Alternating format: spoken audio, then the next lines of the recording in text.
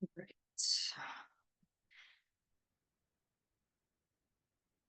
Hello, everyone. This is another lecture for hearing science, and this one is about classical psychoacoustical methodologies. A lot of it is kind of experimental. Psychoacoustics is a little bit abstract, but it does help us to figure out how we're going to test people's hearing in clinic. So, just a little overview on that. So, psychoacoustics, it kind of tries to help us figure out why people respond the way that they do. And it depends a lot on the person's attention, their personality, and their motivation. It really affects when you play the beep, whether they're going to respond to it, whether they're willing to guess, when you're trying to find their speech recognition threshold, if they're going to take guesses at the words, or if they can't quite hear it, they're just going to sit and not say anything. So, how people respond depends on a lot of things. And because of this, a person's threshold can kind of shift over time, can shift day by day. Maybe they're really tired one day, maybe they're just paying more attention one day, they're more willing to guess. Um, and when we're doing clinical hearing testing to find people's thresholds, we usually use about a 5 dB range, which is considered normal test retest reliability. So if you test someone one day and their threshold is 15 dB, and then you test them a week later and now it's 20 dB, we wouldn't necessarily call that a significant change in hearing. It's just a daily fluctuation, because of many different factors that can have a play. So psychoacoustics is just us studying different ways to test people, different ways to give instructions to try to reduce our measurement error and reduce any bias that might be involved so that we can get the most true measure of people's thresholds as possible. So these are just the different kind of terminologies that we use when we're classifying people's responses. So a hit is when the beep is played, some stimulus is presented, and the subject or the patient responds. So that would be considered a true positive. You played the beep and they said, yes, I hear it. A miss is when you play a signal and the person does not respond. So that is maybe they didn't hear it, maybe they weren't paying attention, maybe I'm trying to exaggerate their responses. That is a false negative. So you play something and the person doesn't respond, they missed it. False alarm is when the person is responding to a stimulus that you didn't play. So that is false positive. And a correct rejection is when you didn't play something and the person's just sitting there not responding because there's nothing there. That's a correct rejection. So just like a person's motivation and their attention and things like that can affect when they respond, our instructions to the person can also affect the way that they respond. So if you give instructions that encourage the person to guess, like saying, I'm going to play a lot of beeps, they're going to get really quiet. Even if you think you might have heard it, still let me know, still respond in some way. So that encourages them to guess, that encourages them if they're in the situation, I think I might have heard that. That encourages them to say they did. That may increase the number of hits, so that increases their true positives. But it may also increase the number of false alarms. So it increases them being right. When the beep was played, they said they heard it. But it also may increase the amount of times when there was no beep, but they think they might have heard it, so they respond incorrectly.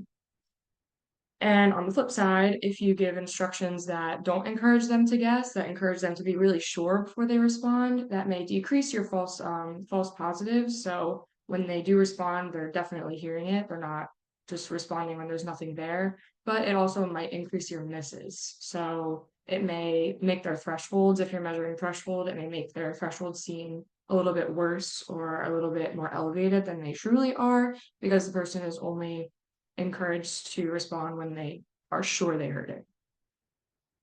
So these are just the different types of terminology that you'll see used later on to categorize people's responses. So now there's different testing methodologies that some of them are experimental, some of them are what we use when we're doing our clinical testing. A lot of it is experimental, but we use these experiments to figure out the best way to test people in the clinic. So the first one is called the method of limits.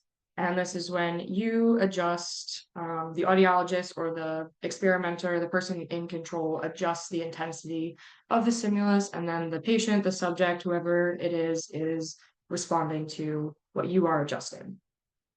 And in this method, we are recording thresholds, and that is the lowest intensity of the stimulus that the person responds at least 50% of the time. So we give them several different trials. We play the same volume beep multiple times and see, they don't have to hear it every time, but if they respond 2 out of 4 times to it at that level, we consider that their threshold. And when you're doing this type of testing, when you're adjusting the stimulus and presenting it to them, it helps to pay attention to their response latency, which is how long after you present the tone are they responding. So if you present a stimulus and they respond quickly, that typically is how people act when something is loud, quite loud. If you're measuring their threshold of loudness, which you typically are in the clinic.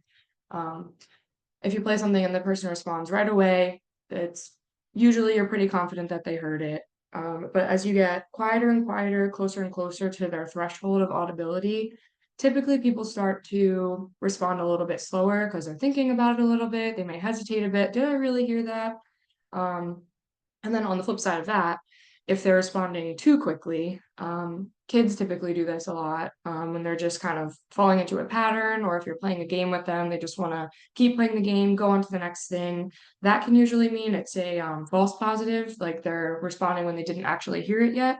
When they're like, if they respond kind of right at the same time as you play the beep, that's too quick. And usually you can just helps you to pay attention to latency to figure out when you're getting close to threshold and when the person is giving you true responses.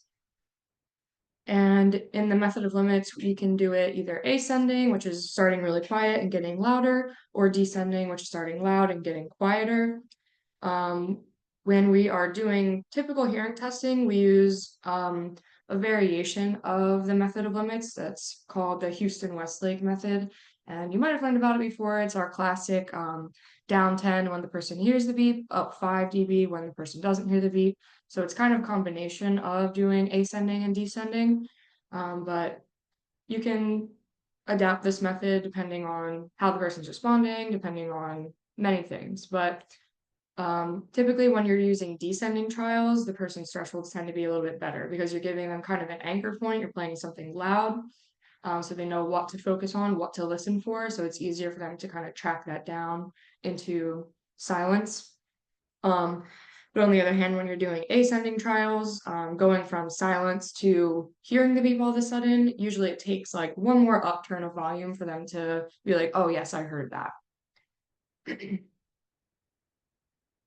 The next method is called the method of adjustments. And in this one, the patient, the subject, whoever you're testing, is the one that is changing the intensity of the stimulus by themselves. So an example of this is you're playing a beep or a beep is playing and the subject holds the button down when they hear it, and then when they don't hear it, and then it gets quieter and quieter as they're holding that button down.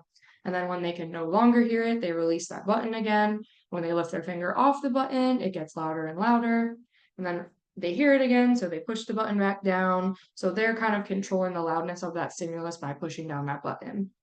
You can see here this kind of little graph of that. You can see the sound getting quieter when they hear it, and then this little reversal point here is when they stop hearing it, and then the stimulus gets louder and louder, and then they heard it again. That's this next reversal point. And in this type of method, we define threshold as kind of the midpoint of where these reversals are. So this person's threshold in this case would probably be about 40 dB because it's kind of right in the middle there where they go from hearing it to not hearing it each time. Then there is something called the method of constant stimuli. In this one, it is a fixed number of a certain stimulus at each different volume level. So you kind of present them randomly. It doesn't matter how the person responded to the first one. You're you're going to give them 5 beeps at 6 dB, then you're going to give them 5 beeps at 12 dB, then you're going to give them 5 beeps at 2 dB. So you don't do it in like ascending or descending order. Present them randomly, but no matter what, they're getting every single stimulus that you have. And then you plot on there how what percent of the time they heard each of those 5 beeps at each different loudness. So you can see here on this graph, when the signal was 2 dB, they heard it 0% of the time. When the signal was 8 dB, they heard it 80% of the time. You can see how it's plotted here. So as it gets louder, you can see their percent of corrects kind of increases. And when you plot it on this graph here, it gives you this nice little curve. And when you're doing this type of testing to find threshold, it is you draw a line over from 50%, and right where that graph there crosses the 50% mark, when they go from hearing the stimulus or detecting the stimulus 50% of the time, that is what we define as their threshold. So this person's threshold here looks like it's like 6.5, right between 6 and 7 there. So it's interesting in this type of test. We never presented them with a stimulus at 6.5 dB, but that is what we determined to be their threshold. So their threshold can be some interval between the two different stimuli that you play. And there is another type of variation of testing. These are called forced choice methods. So instead of just playing a beep and asking the person to respond when they do hear it, in this one, you're forcing them to say yes or no. So you're giving them the option between two, and it kind of eliminates that variable of their willingness to guess because you're forcing them to guess in these type of methods. So it kind of controls for one more variable, can maybe give us a little bit more of an accurate test. So in something called two alternative for forced choice procedure. It's kind of a long name. The only difference between this one and two alternative forced choice is you're giving them two different intervals to focus on. So the example they give in the book is an A will flash on the screen, a B will flash on the screen. And during one of those, a beep's going to play.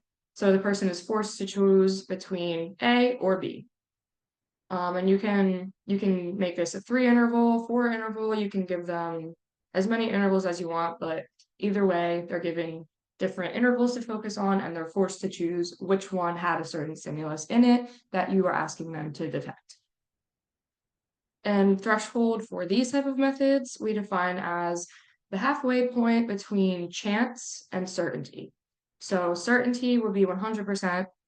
That's when they respond correctly 100% of the time. And chance depends on how many intervals you give them. So in a 2 interval, chance would be 50% because if they just are guessing by chance, then if there's 2 options, 50% of the time they're probably going to be correct just by guessing, just by chance. So threshold in that case would be between 50% and 100% of the time. So the time that they get it right, the stimulus intensity that they get it correctly at 75% of the time, that is where we define their threshold. And then just another example, if there were 3 intervals, certainty is 100%, and chance is 33% in that case because it's 1/3. If there's 3 options, 1/3 of the time, just by chance, they're going to get it right. So 67%, which is right between 100 and 33. That would be where we would define their threshold if they're given 3 intervals. And you can do the math for if there's 4 intervals, if there's 5 intervals, but that's just how you determine threshold in those type of methods where they're given different intervals and forced to choose one. So signal detection theory is something that's kind of abstract, but it's what we're trying to understand really with all of these different testing methods. But it's the idea that the intensity of a certain signal, but also the psychological and physical state of the person responding affects their perception, affects whether they're going to detect it or not. So like we've been talking about, we use different experiments that manipulate the person's willingness to guess. I think there's an example in the book where they give them these options and they say, every time you get it right, you get a dime. And every time you get it wrong, you don't lose any money. So of course, in that type of situation, your willingness to guess, we've manipulated that and made it, oh, I'm always going to guess. But if you do it the opposite, you say, every time you get it right, you'll get a nickel, but every time you get it wrong, you lose a dime. You're going to make sure you're really, really sure that you heard it. You're not really going to guess. So it's kind of just trying to help us understand people's perception and kind of control for those different human factors that may be at play when we're trying to do experiments and figure out where people's threshold for detection is. So there's this term called D prime, which Dr. Bishop will talk to you a little bit more in depth about in the next chapter.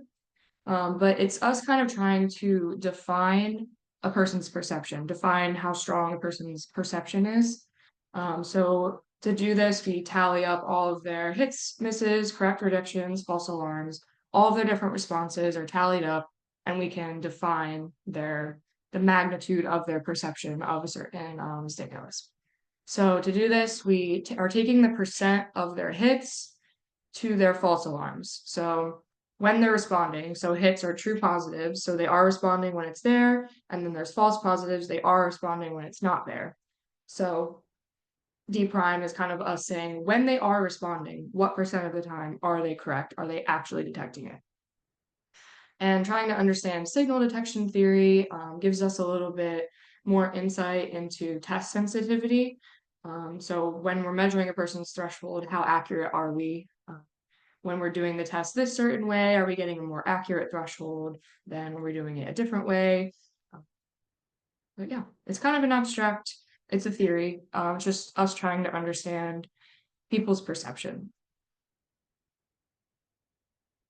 And these are just a couple more little definitions, but adaptive procedures, that is when the next stimulus that we play is dependent upon how the person responded to the first one. So when we're doing method of limits, when we're doing that traditional Houston-Westlake method, when we're trying to find threshold, when the person hears it, we turn the volume down. So the way they responded was directly affected the next stimulus that they get.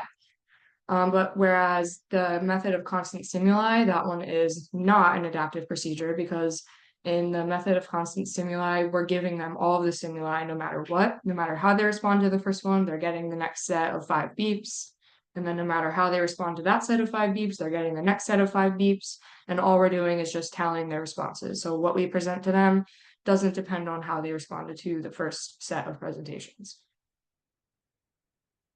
Then there's also scaling procedures. So all the other procedures we talked about before were kind of determining the threshold of a person's detection, but it doesn't really let us rate their perception. So we're kind of assuming that when we play something louder and then we get quieter and the person still hears it, you can kind of assume that they're perceiving one to be louder than the other, but we're not actually asking them that question with the procedure. In scaling procedures, we're asking questions like which sound is twice as loud as a different sound, which sound is half the pitch of a different sound. So it just gives us a little bit more info about a person's perception. So there is, when we're talking about loudness, well, it doesn't have to be about loudness. It's just comparing one thing to another. So in magnitude estimation, we're asking the person to assign different numbers to different stimuli based on how one is compared to the other. So you can do it for loudness. You give them a bunch of different loudnesses and they have to tell you, oh, this one's a 4, this one's a 6, this one's a 10, depending on their perception of how loud they are. And you can also do it for pitch. You can play a low pitch, mid pitch, high pitch, and even higher pitch, and ask the person to assign different numbers to them based on how they perceive them and how they compare them to the other things that you've played. And then sometimes we give them a mid-range stimulus to kind of anchor them. We call that a modulus or a standard. If you ever see that terminology in the future, that's what that is. Giving them something in the midpoint and then asking them to kind of base their comparisons off of that midpoint. Then there's something called magnitude production, and this is kind of asking the person to match something else. So they, just like in method of adjustments, they get control over the stimulus. So you play them a certain pitch and you ask them, push this button, turn this knob, do something to the stimulus until it is um, twice as loud as the first thing I played, or double the pitch or half the pitch of something that I played. Um, or telling them, here's listen to this beat, turn the volume up until you think it's 50 dB. So you're asking them to kind of produce a match to something that you are asking them to match. And then there is fractionation, which kind of touched on a little bit. You're asking them to just make the stimulus some fraction. It's a form of magnitude production because you're asking them to produce some fraction of an original. But yeah, so an example they give is make this sound half as loud, or make this sound half the pitch of some other initial sound that you play. Just another question about people's perception. Well, yeah, that was the end of the chapter. Kind of just a little bit of terminology about psychoacoustics and us trying to determine why people respond the way they respond. And all these different experimental methods have kind of come together and formed the basis of how we test people's hearing in the booth. And it's just good stuff to keep in mind when you're testing people's hearing. You have to kind of read them while you're doing it, and determine if they're just someone who's really eager to please, or they're going to keep responding quickly, if they're looking like they're getting tired in the booth, or if it's a kid and you can tell they're just kind of not really responding to it and they're just guessing. But yeah, it's just a lot of things to keep in mind, because when we're doing hearing testing, it's um, there's a lot of human factors that are involved, so we have to be thinking about those to kind of try to control for some of the variables to get the most accurate representation of a person's threshold that we can. And like always, you can email or text me, or ask Dr. Bishop if you have any questions or need any more explanation on any of this stuff.